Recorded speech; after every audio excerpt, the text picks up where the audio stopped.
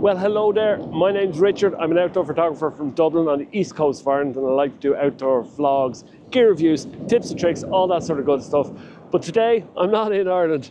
I'm in Iceland, and I'm on a really amazing trip. So sit back, enjoy, and let's have a look at this trip together.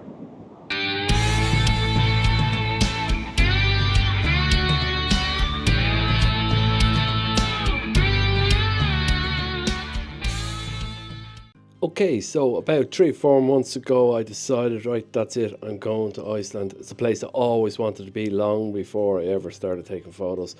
So I'm not getting any younger, it's not getting any cheaper to go. So I said, feck it, I'm going to go. And I went ahead and I was about to book, and I saw that Fototripper was running a workshop there. And sorry, what's your name? It's Gavin. Gavin? Yeah. Gavin. I do YouTube as well. Do you? Yeah. Oh, tell you, got a channel. And he's the channel obviously I follow, and he's a great photographer. And I went, do you know what? I haven't done a workshop before, and now might be a good time. We headed to Þakgil in south of Iceland. That's where we were based for the whole 5 days we were there. Got myself a camper van and stayed on in the campsite there in Þakgil. Now the plan was, obviously we went at the end of June, start of July, was to shoot at night. Best chance of good light, and also, you know, all these sites wouldn't be blocked with tourists and fellow photographers, and gave us a good chance to get places to ourselves. So we were shooting from between 9 o'clock and about 5 or 6 in the morning. So there were long days, but it was well worth it, a lot of traveling.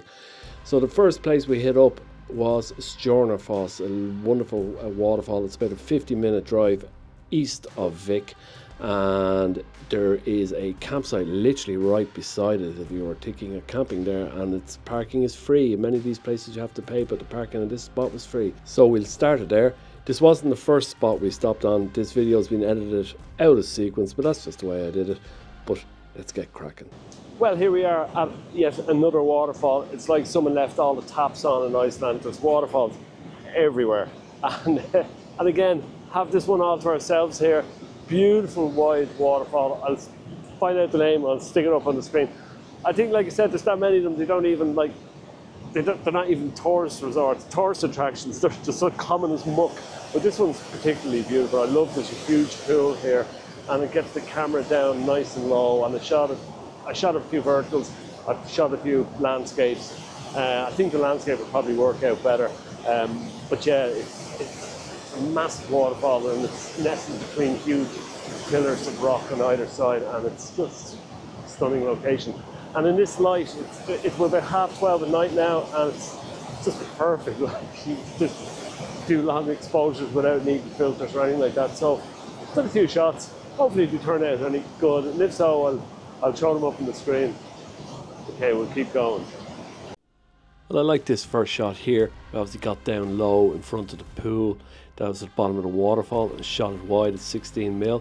I bracketed this shot. I bracketed several of the shots in this location, just to make sure I could get the shadows and the highlights properly exposed, and obviously combine them in Lightroom as a HDR. So yeah, I like this. It's nice motion in the water, and it's just an impressive setting, I think.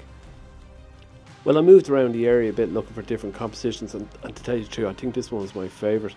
There was a river coming from the pool at the base of the falls, and I went around like a rocky area and then kind of swooshed around in front of where I managed to clamber to. So I clambered down some rocks, and I made use of that foreground there and the long exposure. I think it came out really well, and I just love the way it frames the kind of canyons to the rocks to the right and to the left, like towering over the waterfall. I really like that. I went for a slightly cooler edit on this than the previous one, and yeah, again I bracketed this shot, and I just think it came out really nice. This final shot was actually taken on a different day. I was driving by the falls again, and it was about 4 in the afternoon, so the light was completely different, and I shot it at 70mm from a distance, and it just tells a good story. It shows really where the falls are located, and again, I really dig it, and I like the little sheep down on the left there to kind of add a sense of scale to the image. But it was actually probably one of my favourite falls in Iceland that I saw. Well, the next location here on the video is Glacial Lagoon. It's right beside Diamond Beach. It's about 2 hour, 20-minute drive east of Þakgil, It's a stunning drive, and it's a great location. Now there is lots and lots of parking there, but you do have to pay here, and be sure you do pay. It's about €10 for the day. Speaking from experience here, if you forget to pay on the sites like I did, you will get a fine of about €30. So download the app. I think it's called park.is. And once you see the signage when you get there, remember to actually pay, because like I said, they will come after you. But anywho, let's get going.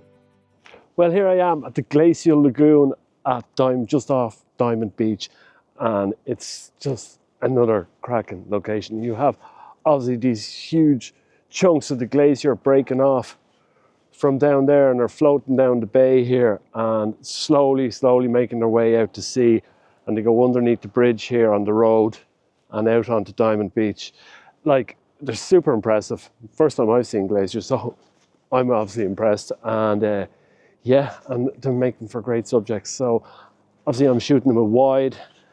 I'm shooting it with the long lens as well, trying to pick out details, and I'm experimenting with filters on, polarized filter on, off, and also, I'm trying to do a few long exposures. It's pretty bright out, like it's about 9 o'clock, so it's not fully, or it doesn't get fully dark, but it's brighter than it has been for most of the shoots that we're at so far. So we're going to hang around here for a while, and like I said, I'm going to play around and try and get a few shots. But it's just another location that I absolutely love. Well, I was super excited to start shooting when I got to this location. It's my first time seeing icebergs and glaciers in the wild, so I was loving it. I went with 16:9 with this one, and I particularly liked this shot. You can see obviously there's birds sitting on the iceberg there to the right of frame, and then you've just got the lovely blue ice on the left, and then it's just nice reflections going in the water, and then that background of just the mountains, and then the glaciers coming over the mountains with the stormy sky. I just really like this shot. Well, this shot was taken at the same location, and I had to try and pick out some detail on some of the incredible ice that was floating around the water. So obviously I took out the long lens and shot this at 400mm, and I just really like the shapes going on this piece of ice, and you can actually see like ice melting on the edge of the ice there to the right, and kind of birds flying in the background, and then you've got, which is actually the glacier there in the background. It might initially look like sky, but it's not. It's the glacier coming off the mountain, and I really like it, and I think a long lens is great for just picking out little bits of detail like this in a scene like this. Well, here I am on the Diamond Beach part of Diamond Beach, and this is where all the ice floats up onto the beach. And to be honest with you, it's a bit drizzly, and I'm a bit uninspired by the few bits of ice that are on the beach here. There's not a huge amount of it. I don't know if this is always the case. It's just a few bits running along about a stretch of about 50 meters, and it's nowhere near as interesting as the Glacial Lagoon. And for me, that's what I'd be coming for. I could take it or leave it now. I don't know if I'd be traveling all the way across the country to see Diamond Beach, but the Glacial Lagoon, yes. So you really want, I suppose, some spectacular sunny conditions here to get something happening on the bits of ice. But I'll take a few shots. But yeah, Glacial Lagoon's the winner for me. Well, like I said in the VT there, I wasn't really inspired to take many shots here, so I took 2 or 3, and they're all a bit meh. So yeah, no, as I suspected, nothing interesting from the Diamond Beach, but the Glacial Lagoon rocks. The next location is the Fjallsárlón Glacier, and it's about 10 or 15 minute drive west of Glacial Lagoon back towards Vic on the ring road, and stunning location. Lots of parking, about 5-minute walk from the glacier, and you didn't have to pay for parking in this location. Well, here we are, another amazing location. Just an incredible glacier coming in to the lagoon here with the icebergs breaking off, and mountains either side with clouds on them. Oh my god, it's just stunning. So we're about a 10-minute drive away from Diamond Beach here, heading back towards Vic, and I'll find out the name, stick it on the screen, but it's just stunning. So really, I'm throwing everything at it. Wide angles, telephoto, 400mm, long exposures. I'm just throwing everything at it because it's just stunning, and I want to get something out of it, but just to be here, this is why you need to come to this country. Just to come to locations like this, even if it's not for photography, just to see it. For me, I've never seen glaciers like this before. So, you know, my head is blown. So yeah, I'm going to continue, grab a few shots. If I get anything good, I'll show them on the screen. This first shot here, I shot it at about 100 mil, and it was bracketed again, so it's another HDR, and I just love this image. Just loads of layers going on this, and if you know me, you know I love layers. You got water, ice, cloud, more ice with mountains, and then sky and cloud above it. It's just cracking. I love the bluey colors and just the shapes of the ice, and yeah, really love this shot. I had to go in tighter just to get some more detail of the actual glacial ice just as it hit the water there, and at 200 mil I think you can really, you know, see the shapes and colors going on, and there's lovely detail in the image and a reflection in the water, and again just a hint of that cloud at the top of the frame. So you know, again, I just love this shot as well. Well, obviously this is a pano of the scene. It's a 3-shot pano. Now all of this rock and gravel around the edges of the pano is quite distracting, and it mightn't be the most stunning shot in the world, but I think it serves a really good purpose of just telling a story. And for me, it just really reminds me of the location so much. Obviously you can see the sheer scale of the mountain and the glacier coming off it, with all the icebergs floating in the water. And on the left of frame there, you've got the zodiacs that are available to rent throughout the day, and they bring you off tours around the ice. But I just think this pano is perfect for really telling a story of a location like this. This next location is Þakgil, which is in the Þakgil region of Iceland, and just another cracking location. It's about 35-minute drives east of Vik, and you will need 4-wheel drive for this. So we were lucky enough to have 3 people with 4-wheel drive vehicles in the group, so we managed to get there. But it's about 10 minutes outside Vik. You swing a left, and then it's 4-wheel drive for about 25 minutes across just stunning landscapes until you get to this little Þakgil Campsite nestled in a valley of sheer rock, and it is absolutely stunning. You can camp there and you can hike for hours and hours in every direction to see absolutely stunning landscapes. Well, we drove further into the Tornach region, and we're on 4x4s, and it brings us up through this stunning valley with like rock pinnacles on either side for miles and miles. And eventually the valley leads you to a campsite that you can stay obviously overnight, and it's 4-wheel access only. It's a stunning location. It's somewhere I wish I could stay here for a few more days, but I just don't have the time. And obviously behind me here, I've got this river coming down from the mountains, and up above you've got this like pit rock formation there, so I'm trying to get that into frame along with the water, flowing water through the rocks here. So I'm playing around with the wide angle all the way here, no long lens, and I'll do a mix of landscape and portrait, and after we'll see what we get. Hopefully we'll get something nice, but either way, I could live in this place. It's that nice. So this location was just a 5-minute walk from the campsite in Þakgil, and you know, you had the river leading up to this towering rock, and it's really just a cracking scene. Now I shot this as a 3-shot vertical pano, really just out of kind of devilment, just experimentation, and I had it in mind that I wanted to be able to get a good crop on the image. And as it turned out, you know, I really like it. It's super sharp, there's pin sharp detail throughout, and lovely colors, and yeah, it's just a nice shot. I like how it turned out. This shot was taken from very close to the last one location wise, but I think it's far superior in my mind. I really like it. I had to get my feet wet, well and truly wet here. I was standing in the middle of the stream and just obviously using the river as a leading line up to that towering rock, and with the faster shutter speed, I love the turbulence in the water, and you know, again, nice and sharp, and yeah, I just think it makes for a really interesting shot, and I'm really happy with this one. All right, here I am in the final destination here in the Tornach region, and there's a waterfall just over here, and there's somebody, of course, walking in the background here. Hello, how are you? Hi. I just did a video here. Are you Richard Lynham? How'd you know me? I watch your channel. I'm a massive fan. How I'm the first fan, yeah. Yeah. I'm sorry, what's your name? It's Gavin. Gavin. Yeah. Gavin. I do YouTube as well.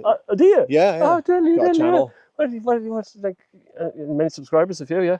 I've got a few, but Yeah. you know, like, yeah. not like it's you. tough, like, you know, it's tough to, you know, to do really well on it and to get Oh, I subscribers. didn't say I was doing really well. Yeah. Well, you know, keep plugging along. You know, it's just consistency. Get those videos out. You know, and you know. Well, I haven't done one in 2 weeks. Like. Yeah, well, you'll be all right. You know, look at. I have to get this done right. Sorry, I didn't want to interrupt. Yeah, look, there's no worries. But look, I appreciate it. It's great to meet a fan and all that. Yeah. You know, and look, sure, drop me a like and a comment I'll and hit that like button. do and tell all your mates to subscribe. Yeah, I'll tell all 2 of them. Yeah. You know, what can you be doing here? All right, I'll keep going. Well, I'm still in the Tornach region, and it's just, another little, it's a much smaller waterfall here, but again, it's just in a fantastic location in between the massive rocks either side of it. Now, it's raw backlit at the moment, so we're just kind of waiting to see what the light does. It's kind of, hopefully the light's going down a bit, but even at that, there's lovely colours coming off the ridges, and there's a lovely little stream coming off it. So I took a few shots there with the camera basically sitting in the centre of the stream, and your bog standard waterfall stream coming out of it. Bish bash bosh. Might turn out nice, but yeah. This region, I love this region. It's probably my favourite part of Iceland so far. And we'll keep going.